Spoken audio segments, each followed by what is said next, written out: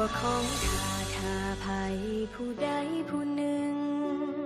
มันบ่มีคำซึ้งอีหยังดอกน้อเป็นแค่คำขอของลูกผู้หญิงใจเหงานั่งนับคืนวันใจว่าอ้ายผู้เก่ายังคงจำเรื่องราวของเฮาได้บ่ยังอ่อนวอนขอให้